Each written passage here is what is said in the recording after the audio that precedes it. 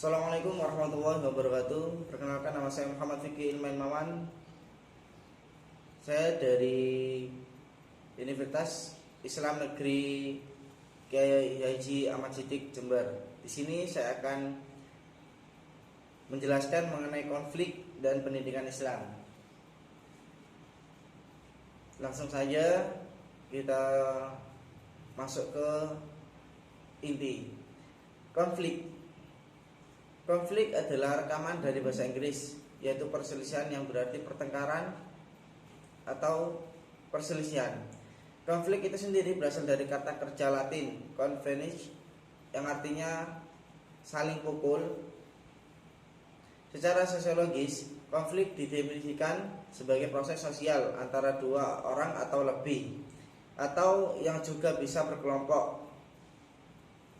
Konflik berarti ketidaksepakatan antara oposisi atau orang, kelompok atau organisasi. Konflik juga dapat didefinisikan sebagai hubungan antara dua pihak atau lebih. Menurut para ahli, yaitu Page dan Fowler tahun 1994, konflik merupakan ekspresi pertikaian antara individu dengan individu lain, kelompok dengan kelompok lain karena beberapa alasan. Ada juga yang berpendapat dari ahli konflik, yaitu Mineri 1985, yang mengatakan bahwa konflik adalah interaksi antara dua atau lebih banyak pihak yang saling bergantung satu sama lain, namun dipisahkan oleh tujuan yang berbeda. Yang kedua, konsep dan teori konflik dalam pendidikan Islam. Konflik merupakan suatu yang tidak dapat dipisahkan dalam kehidupan sosial. Konflik terjadi adanya ketidakcocokan atau perbedaan yang dimana masing-masing seseorang atau kelompok memiliki pendapat atau tujuan yang berbeda. Ciri-ciri tahapan konflik menurut Wiono, yang pertama, setidaknya ada dua pihak secara individu dan kelompok terlibat dalam interaksi bersaing.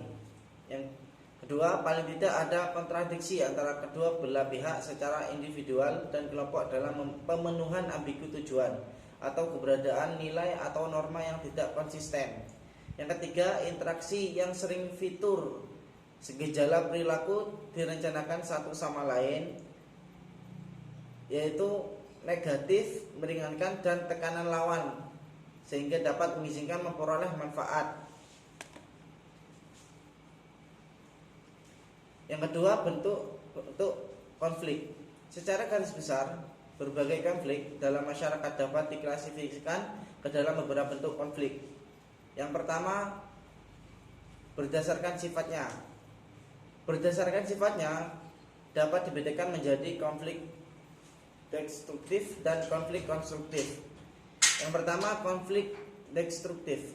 Konflik yang muncul dari perasaan bahwa seseorang atau suatu kelompok bukanlah kegembiraan, kebencian, atau balas dendam terhadap orang lain. Konflik tersebut mengakibatkan bentrok fisik, antara lain konflik di Poso, Ambon, Kupang, sampai dan lain-lain.